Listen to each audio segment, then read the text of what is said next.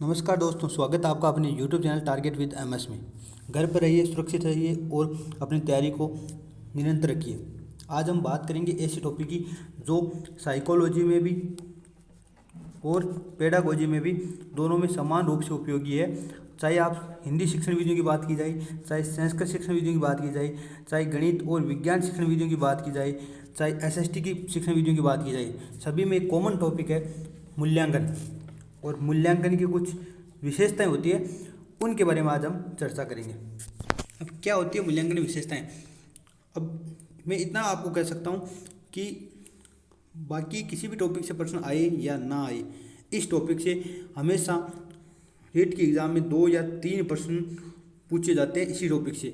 एक साइकोलॉजी में पूछ लिया, कभी हिंदी शिक्षण विधियों में, कभी SST की शिक्षण विधियों में, कभी साइंस और मैथ की शिक्षण विधियों में, किसी में पूछो, मतलब 2 या 3 प्रश्न इसी से पूछे जाते हैं। तो आज हम उस टॉपिक के बारे में बात करेंगे। ये वीडियो 2 पार्ट में आएगा। तो अभी पहला आ रहा है पार्ट फर्स्ट और फिर आएगा पार्ट सेकंड, क्योंकि अगर एक वीडियो में बात की जाए तो ये वीडियो काफ़ी लंबा हो जाएगा। इस वजह से 2 पार्ट में वीडियो आएगा।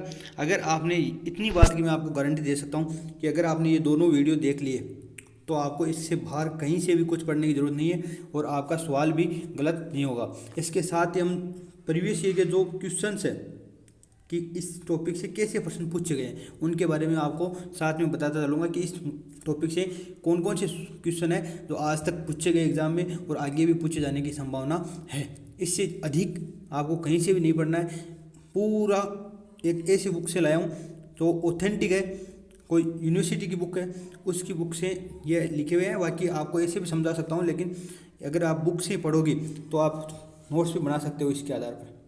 तो आज बात करते हैं मूल्यांकन की विशेषताएं क्या है। तो शुरू करते हैं। उत्तम मूल्यांकन की विशेषताएं। एक वस्तुनिष्ठ मूल्यांकन या उत्तम मूल्यांकन की क्या विशेषता होती है, इसके बारे में चर्चा करेंगे। देखो, परीक्षणों का निर्माण विशिष्ट कुशलता सापेक्ष प्रक्रिया है। मतलब परीक्षणों का निर्माण करना एक विशिष्ट कुशलता अर्जित करना है। सभी अध्यापक मूल्यांकन एवं परीक्षणों का निर्माण समान रूप से और सहज कुशलता से नहीं कर सकते। मतलब कोई भी मूल्यांकन और परीक्षण है उसका निर्माण कर रहे हैं तो समान रूप से सहज कुशलता से हर अध्यापक नहीं कर पाता। इसके लिए विशेष प्रशिक्षण की आवश्यकता होती है, सतर्कता की आवश्यकता होती है, अभ्यास की आवश्यकता होती है। परीक्षणों में निर्माण के लिए विशेष कुशलता अपेक्षित है। तैयार किए गए प्रश्नों में निश्चित विशेषताओं का समावेश अनिवार्य बन जाता है।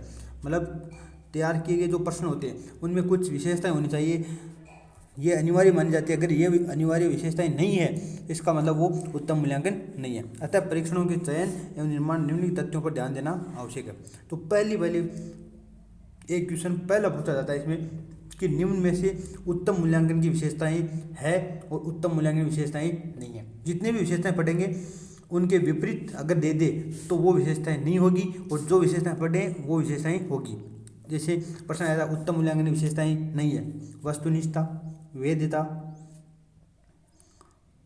विश्वसनीयता, अविश्वसनीयता। तो इसका आंसर हो गया अविश्वसनीयता। पहला प्रश्न तो एकदम नॉर्मल प्रश्न पूछा जाएगा ऐसा, इनमें से विशेषताएं है और कौन सी नहीं है। तो अब बात करेंगे, पहली विशेषता आती है वैधता। वैधता क्या होती है, वैलिडिटी क्या होती है, मतलब कोई भी मूल्यांकन वैध कब माना जाएगा, क्या इसके टर्म्स है, कौन सी क्वेश्चन इसके आए हैं, इसके बारे में बात करते हैं। मूल्यांकन में वैधता का सामान्य अर्थ है सर्व स्वीकार्यता और नियमानुकूलता। मतलब अगर कोई भी मूल्यांकन वैध कहलाएगा या उचित मूल्यांकन कहलाएगा अगर उसमें सर्व स्वीकार्यता, मतलब सभी जगह स्वीकार करने की योग्यता है और नियमों के अनुकूल है, तो वो वैध कहलाएगा। मतलब मूल्यांकन पाठ के विषय से संबंधित विद्यार्थियों के स्तर के अनुरूप और संप्राप्ति परीक्षण तक केंद्रित होना चाहिए। मतलब जो भी मूल्यांकन किया जा रहा है वो उद्देश्यों के अनुकूल होना चाहिए, जो पाठ विषय है उससे संबंधित होना चाहिए। मतलब आप जिस विषय का या जिस पाठ का मूल्यांकन करें वो उसी से संबंधित होना चाहिए, विद्यार्थियों के स्तर के अनुरूप होना चाहिए। अगर आप 5वीं क्लास के बच्चे का मूल्यांकन करें तो पेपर 6ठी क्लास का देंगे तो वो वैध नहीं माना जाएगा, क्योंकि वो विद्यार्थियों के स्तर के अनुकूल नहीं है। संप्राप्ति परीक्षण तक केंद्रित होना चाहिए, मतलब जो प्राप्त करना है उस मूल्यांकन के जरिए जो प्राप्त करना है आपको, जो उद्देश्य आपको प्राप्त करना है उस पर केंद्रित होना चाहिए। उसके प्रयोग से विद्यार्थियों पर कोई प्रतिकूल प्रभाव होने या अपने प्रयोजन में सिद्ध ना होने से मूल्यांकन वैधता समाप्त हो जानी। मतलब अगर कोई मूल्यांकन करें उससे विद्यार्थियों पर प्रतिकूल प्रभाव पड़ रहा है या वो अपने प्रयोजन में सिद्ध नहीं हो रहा। मतलब मान लो आपने मूल्यांकन किया है 5th क्लास के बच्चों का, 5th क्लास के बच्चों को मूल्यांकन किया, तो अगर 5th क्लास के बच्चों को मूल्यांकन किया और आपने 6th क्लास का पेपर दे दिया, तो इस वजह से क्या हुआ, 5th क्लास के बच्चों का सही मूल्यांकन नहीं हो पाया और बच्चों पर इन पर प्रतिकूल प्रभाव पड़ गया। इस वजह से मूल्यांकन वैध नहीं कहलाएगा। या दूसरी बात, आपको जो मूल्यांकन करना था और वो मूल्यांकन नहीं हो पाया, इसका वजह प्रयोजन आपका सिद्ध नहीं हो पाया, तो मूल्यांकन वैध समाप्त हो जाएगी। वैधता वास्तव में मूल्यांकन का वह गुण है कि एक परीक्षण ठीक उसी कौशल उसी क्षमता का मूल्यांकन करे जो उस परीक्षण का उद्देश्य है। मतलब कोई मूल्यांकन वैध तभी कहलाएगा जब वह एक परीक्षण जो मूल्यांकन किया जा रहा है वो उसी कौशल का मूल्यांकन करे जिसका करना है, उसी क्षमता का मूल्यांकन करे जिसके करना है, तो वही तभी परीक्षण वैध कहलाएगा। आगे बात करते हैं कुछ ये और है। परीक्षण का प्रयोग विशिष्ट भाषाई कौशलता के मापन के लिए किया जाता है। किसी भी परीक्षण को तभी उपयुक्त तकनीक शब्दावली में वैध माना जाएगा जब वह निश्चित कुशलता का सही मापन करता है। मतलब कोई भी निश्चित कुशलता का अगर सही मापन करा है तो वैध कहलाएगा। जिस परीक्षण उद्देश्य से परीक्षण किया जा रहा है उस उद्देश्य की पूर्ति होने पर परीक्षण की वैधता स्वीकार की जाती है। ये प्रश्न बार बार पूछा जाता है कि कोई परीक्षण वैध का, यह कोई परीक्षण जिस उद्देश्य के लिए बनाया गया है उस उद्देश्य की पूर्ति नहीं कर रहा है तो उसमें कौन सा गुण नहीं है, तो उसमें वैधता का गुण नहीं है। दूसरे शब्दों में, जिस योग्यता के मापन के लिए विशेष परीक्षण तैयार किया गया उसका मापन करने के पश्चात ही उस परीक्षण को वैध माना जा सकता। कोई परीक्षण जिस विशिष्ट परीक्षण को तैयार किया गया है और जिस योग्यता के मापन के लिए तैयार किया गया है उस योग्यता अगर मापन कर रहा है तो वैध है, नहीं तो वैध नहीं है। किसी परीक्षण की वैधता को, ये इंपॉर्टेंट बात है और एक बार अभी फर्स्ट ग्रेड की एग्जाम में एक क्वेश्चन पूछा गया था, वो यहीं से उठाया गया था, बाकी इससे अभी लाइन से प्रश्न नहीं आया, आने की संभावना है। किसी परीक्षण की वैधता को निरपेक्ष रूप से सही संदर्भों में सही नहीं स्वीकार किया जा सकता। कोई परीक्षण एक उद्देश्य को प्राप्त करने में वैधता के मापदंड खड़ा उतरता है, परंतु वही परीक्षण अन्य उद्देश्य के संदर्भ में वैधता रहित भी हो सकता है। देखो इसका मतलब क्या है, आपको बता दूं, एक प्रश्न आया था, फर्स्ट ग्रेड की बात है, प्रश्न था निम्न में से किसका संबंध अभिप्राय सापेक्षता से है। निम्न में से किसका संबंध अभिप्राय सापेक्षता से है, तो इसका प्रश्न का आंसर माना गया था वैधता। अब क्या होती है अभिप्राय सापेक्षता, ये नहीं पता होती क्या है अभिप्राय सापेक्षता, तो इसके लिए ये लिखा हुआ है यहाँ पे, आप समझना इसको, अभिप्राय सापेक्षता क्या होती है। अब याद रखना, अभिप्राय सापेक्षता आ जाए तो वैधता माना है। क्या होती है, कोई परीक्षण की वैधता निरपेक्ष रूप से सही संदर्भों, यहाँ सही नहीं है, कन्फ्यूज ये थोड़ा सा मिसप्रिंट हुआ है, यहाँ सभी है, मतलब सभी संदर्भों में नहीं स्वीकार किया जा सकता। मतलब कोई परीक्षण अगर वैध है किसी एक विशिष्ट कौशल के लिए ही स्वीकार किया जा सकता है, सभी संदर्भों में स्वीकार नहीं किया जा सकता। मतलब आप गद्य का मूल्यांकन करें तो इसका यह मतलब नहीं कि आप पद्य को भी के लिए भी वो वैध हो। अगर आप व्याकरण शिक्षण का मूल्यांकन कर रहे हैं तो ये नहीं है वो गद्य या पद्य के लिए वैध हो। मतलब जिसके लिए मूल्यांकन तैयार किया गया है उसी के लिए मूल्यांकन वैध माना जाएगा, अन्य के लिए। कोई परीक्षण एक उद्देश्य को प्राप्त करने के लिए वैधता के मापदंड पर अगर खरा उतरता है तो वही परीक्षण अन्य उद्देश्यों के संदर्भ में वैधता रहित भी हो सकता है। मतलब मूल्यांकन एक जो वैधता है वो एक सापेक्षिक प्रक्रिया है, मतलब जिस उद्देश्य के सापेक्ष मूल्यांकन तैयार किया गया है वो उसी के मापदंडों पर वैधता को सिद्ध करेगा, अन्य मापदंडों के लिए वो वैध नहीं कहलाएगा। तो याद रखना, अभिप्राय सापेक्षता आ जाए तो वो वैधता आएगी। ठीक है, ये दो प्रश्न इससे पूछे गए हैं। एक तो ये कि जिस उद्देश्य के लिए परीक्षण तैयार किया गया उसी उद्देश्य की पूर्ति करता है तो वैध कहलाएगा, और दूसरा अभिप्राय सापेक्षता। ये दो याद रखना। अब यह लिखा है जो भी हो वैधता वस्तुनिष्ठ परीक्षणों की प्रमुख कसौटी है। ये तो आपको पता है, जो वस्तुनिष्ठ परीक्षण उसमें वैधता, विश्वसनीयता और वस्तुनिष्ठता ये सब गुण होते हैं, तो ये तो आपको पता है। नेक्स्ट दूसरी की बात करेंगे, विश्वसनीयता की बात करेंगे। विश्वसनीयता में क्या होता है, वस्तुनिष्ठ परीक्षणों की दूसरी विशेषता होती है उनकी विश्वसनीयता। मतलब जो भी वस्तुनिष्ठ परीक्षण है उनमें वैधता पाई जाती है, विश्वसनीयता पाई जाती है और विभेदकारिता के गुण पाए जाते हैं। विश्वसनीयता का संबंध किससे होता है, परीक्षण परिणामों की वस्तुनिष्ठता और स्थायित्व से। यह भी एक प्रश्न आया हुआ है। मतलब जो परिणामों की वस्तुनिष्ठता और स्थायित्व का संबंध किससे है, तो वो विश्वसनीयता किससे है।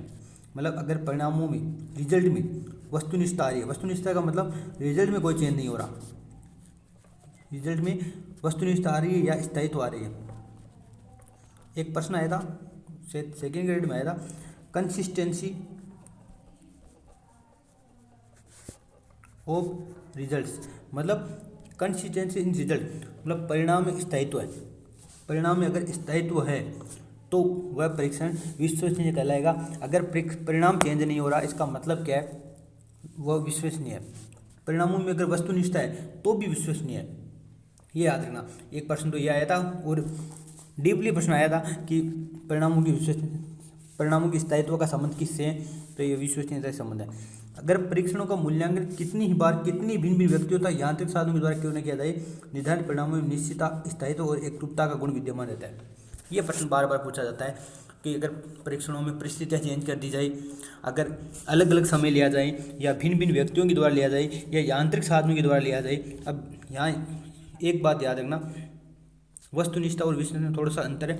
यहाँ कितनी भिन्न भिन्न व्यक्तियों के द्वारा लिया जा रहा है, भिन्न भिन्न व्यक्तियों के द्वारा लिया जा रहा है, तो इसका मतलब विश्वसनीयता है। अगर भिन्न भिन्न इसमें अगर मूल्यांकन में जो रिजल्ट है, परिणाम है, वो भिन्न भिन्न व्यक्ति या जो भी परीक्षण किया जा रहा है वो भिन्न भिन्न व्यक्ति चेक नहीं करते हैं। अगर कॉपी एक भिन्न भिन्न व्यक्ति चेक कर रहे हैं तो वो वस्तुनिष्ठता कहलाएगी, लेकिन अगर भिन्न भिन्न व्यक्तियों के द्वारा लिया जा रहा है तो वो विश्वसनीयता कहलाएगी। अगर परीक्षणों का मूल्यांकन कितनी बार लिया जाए, कितने ही समय लिया जाए, कितने ही भिन्न भिन्न व्यक्तियों के द्वारा लिया जाए या कितने ही यांत्रिक साधन, चाहे ऑनलाइन लो चाहे ऑफलाइन लो, इससे मतलब परिणामों में निश्चितता पर, स्थायित्व पर और एकरूपता पर कोई प्रभाव नहीं पड़ता। मतलब ये सेम रहते हैं, एकरूपता रहती है, स्थायित्व रहता है, निश्चितता रहती है। परीक्षित परिणामों पर विश्वास किया जा सकता है, जिस पर विश्वास किया जाए वो विश्वसनीयता होती है। यह माना जाता है कि विभिन्न समयों में वह परीक्षण योग्यता विशेष का मापन सत्यता से करता है। मतलब अलग अलग परिस्थितियों में अगर उस परीक्षण को अलग अलग परिस्थितियों में आयोजित किया जाए वो परीक्षण, तो भी विश्वसनीयता अगर है परीक्षण में तो वो सत्यता का मापन करेगा, मतलब एकदम एग्जैक्ट रिजल्ट देगा अगर उसमें विश्वसनीयता है। अगर चाहे उसको ऑनलाइन ले लो चाहे पेपर ऑफलाइन ले लो, तो उसमें विश्वसनीयता पर कोई फर्क नहीं पड़ेगा, उसके रिजल्ट पर कोई स्थायित्व पर कोई फर्क नहीं पड़ेगा, तो यह कहलाता है विश्वसनीयता। दूसरी विशेषता आती है विश्वसनीयता। इससे यही प्रश्न पूछा गया है, अगर एक परीक्षण को बार बार लिया जा रहा है तो उसके रिजल्ट में कोई फर्क नहीं पड़ रहा, इसका मतलब उसमें विश्वसनीयता पाई गई है, और अगर फर्क पड़ रहा है तो विश्वसनीयता का अभाव है। तीसरी आती है महत्वपूर्ण विशेषता आती है वस्तुनिष्ठता। बार बार इसी से प्रश्न पूछे जाते हैं। और क्या है वस्तुनिष्ठता, तो इससे काफ़ी प्रश्न पूछे गए, मतलब 3 से 4 क्वेश्चन इसमें से पूछे गए हैं। तो बार 3 से 4 टाइप के क्वेश्चन पूछे गए, 3 से 4 टाइप के क्वेश्चन पूछे गए। हर एग्जाम में प्रश्न तो पूछा जाता ही है, लेकिन 3 से 4 टाइप के क्वेश्चन पूछे गए। वस्तुनिष्ठ परीक्षण की प्रमुख विशेषता उसकी वस्तुनिष्ठता ही है। मतलब जितने भी वस्तुनिष्ठ परीक्षण है उनकी प्रमुख विशेषता उसकी वस्तुनिष्ठता होती है। वस्तुनिष्ठता से तात्पर्य यह कि परीक्षण से जो प्राप्त परिणाम है परीक्षक की व्यक्तिगत विचारधाराओं, रुचियों और मान्यताओं से प्रभावित नहीं होते। मतलब परीक्षण पर व्यक्ति की जो विचारधाराएं हैं, जो रुचियां हैं, जो अभिवृत्तियां हैं, जो मान्यताएं हैं, उससे प्रभावित नहीं होंगे। परीक्षक के राग द्वेष का तथा उसके संवेगात्मक जो मनोभाव, उनका परीक्षण के परिणाम पर कोई प्रभाव नहीं पड़ता।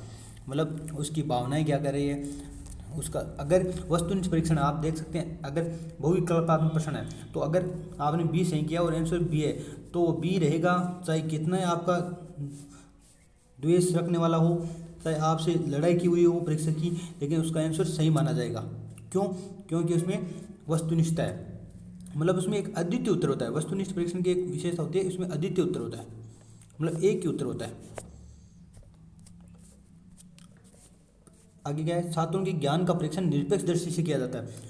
अब देखो, सापेक्ष दृष्टि आई थी तो वैधता आया था, लेकिन निरपेक्ष दृष्टि की बात की जाए तो वस्तुनिष्ठता से संबंधित है। मतलब इसमें ज्ञान का जो परीक्षण किया जा रहा है वो निरपेक्ष दृष्टि से किया जा रहा है। किसी के भी मतलब वो जो भी अध्यापक कॉपी चेक कर रहा है उसकी दृष्टि क्या होगी, निरपेक्ष होगी। उस पर राग द्वेष, विचारधारा, रुचियाँ, अभिवृत्तियाँ, मान्यताओं का कोई प्रभाव नहीं पड़ेगा। इस प्रकार मूल्यांकन में बस व्यक्तिनिष्ठता नहीं आ पाती, व्यक्तिनिष्ठता या आत्मनिष्ठता नहीं आ पाती। इस प्रकार मतलब एक से अधिक परीक्षकों द्वारा दिए गए अंकों में समानता पाई जाती है। ये प्रश्न बार बार पूछा गया कि इसमें परीक्षक बदल गए या एक बच्चे की कॉपी 2 टीचरों से चेक करवाई जा रही है, तो अगर समान नंबर प्राप्त हो रहे हैं इसका मतलब उसमें वस्तुनिष्ठता है। मतलब एक से अधिक परीक्षकों द्वारा दिए गए अंकों में समानता पाई जाती है तो वस्तुनिष्ठता है। मतलब अगर एक अध्यापक आपको 10 में से 7 नंबर दे रहा है तो दूसरा अध्यापक भी 10 में से 7 नंबर देगा। और अगर आप बात करें निबंधात्मक प्रश्नों की, जो निबंधात्मक प्रश्न होते हैं उनमें वस्तुनिष्ठता नहीं पाई जाती। उनमें क्या होता है, अगर एक अध्यापक को आपकी लैंग्वेज अच्छी लगी तो वो 10 में से 7 देगा। तो दूसरे को मान लो अगर अच्छा नहीं लगा तो 6 में से 10 में से 6 देगा। तो इसमें चेंज आ जाएगा, लेकिन जो वस्तुनिष्ठ प्रश्न है उनमें चेंज नहीं आएगा।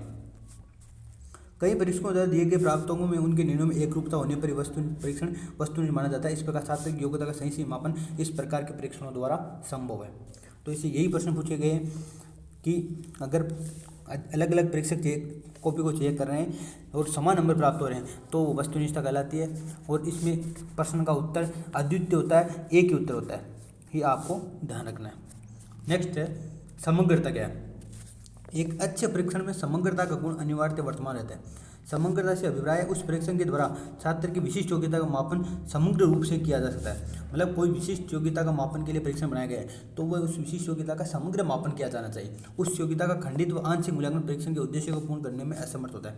मतलब उसकी योग्यता का खंडित या आंशिक मूल्यांकन नहीं होना चाहिए, उसका समग्र मूल्यांकन होना चाहिए। ये उसकी परीक्षण की विशेषता होनी चाहिए। इससे निर्धारित लक्ष्य की पूर्ति नहीं होती। मतलब अगर आंशिक या खंडित मूल्यांकन करें तो निर्धारित लक्ष्य की पूर्ति नहीं होगी। इसके लिए आवश्यक है कि परीक्षा में इतने प्रश्नों का समावेश किया जाए जिससे छात्र की विशिष्ट योग्यता से संबंधित सभी प्रश्नों का पूरा परिचय प्राप्त हो सके। उदाहरण के लिए छात्र की मौखिक अभिव्यक्ति की कुशलता का मापन करते समय परीक्षा में इतने प्रश्नों को अनिवार्य रूप से समावेश होना चाहिए कि मौखिक अभिव्यक्ति से संबंधित सभी पक्षों का परीक्षण किया जा सके। मतलब एक मौखिक परीक्षण का आप मौखिक अभिव्यक्ति के परीक्षण का मापन कर रहे हैं तो आपको इतने प्रश्न जरूर देने चाहिए ताकि उसकी मौखिक अभिव्यक्ति का पूरा मूल्यांकन हो जाए। अगर आप एग्ज़ाम की बात की जाए तो आपको मान लो जो टॉपिक दिए गए हैं उनमें से ऐसे प्रश्न हर टॉपिक से उठाए जाए ताकि आपको पता चल सके कि उसका मान लो अगर रेट में जितने भी आपके हिंदी या साइंस का साइको में टॉपिक है अगर उससे एक ही टॉपिक से सभी प्रश्न उठा लिए गए तो इसका मतलब दूसरे जो टॉपिक है उनका परीक्षण नहीं हो पाया, पता नहीं चल पाया कि अगर मान लो वो टॉपिक अन्य बच्चों के कमज़ोर है तो उनका परीक्षण नहीं हो पाएगा। इस वजह से एक समग्रता व्यापकता गुण होना चाहिए। तो आज हम ये 4 की बात करेंगे। नेक्स्ट वीडियो में 4 विशेषताएं और आएगी। आज 4 विशेषताएं पढ़ी है, 4 विशेषताएं और है, उनकी हम अगले वीडियो में बात करेंगे। एक याद रखना आपको, एक ये याद रखना है कि जो वस्तुनिष्ठ परीक्षण होते हैं, जो वस्तुनिष्ठ पेपर होता है उसमें विश्वसनीयता, व्यापकता और वैधता ये सभी गुण मौजूद होते हैं। और जो नमूनात्मक प्रश्न होते हैं इनमें ये तीनों गुण मौजूद नहीं होते। ये बात का आपको विशेष ध्यान रखना है। धन्यवाद। अगर वीडियो पसंद आया तो लाइक करें, शेयर करें और नेक्स्ट वीडियो बहुत जल्द आने वाला है तो तैयार रहिए। धन्यवाद।